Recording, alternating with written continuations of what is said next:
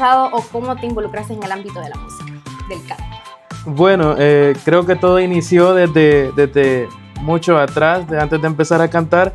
Todo inició con otro instrumento. Creo que muchos no conocen como esa faceta de mi persona.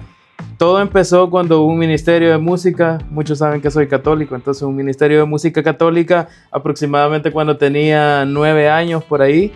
Me acuerdo que llegaron a ensayar a mi casa porque mi hermano también es músico, ¿verdad? Él comenzó antes que yo y en ese entonces él andaba tocando el bajo en ese grupo, entonces llegaron a mi casa y recuerdo que estaba por ahí lloviendo nada más y siempre me llamaba la atención ya lo que eran los instrumentos, pero nunca había tocado ninguno. Entonces recuerdo que me acerqué a estar ahí de meque, ¿verdad? Y así fue como alguien que se llama Víctor, ¿verdad? Y le saludo también. Me dijo de que si podía tocar algún instrumento. Yo le dije que no.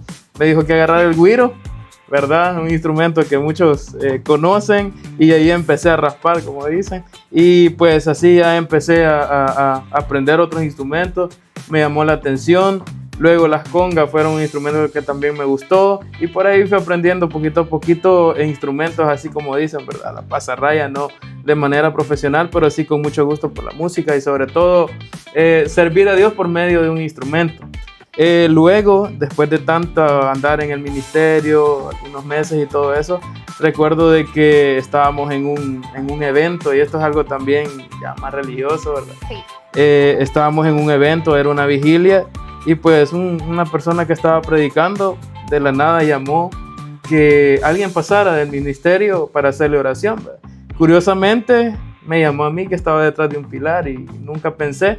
Y desde ahí él me dijo de que Dios me iba a dar el don de cantar, ¿verdad? Se crea o no, pues realmente para mí fue un momento muy especial. Y desde ahí fue como yo empecé a hacer mis pininos. Ha sido despacio, no es que de la noche a la mañana ya vas a poder cantar una canción muy bien. Sí, sí.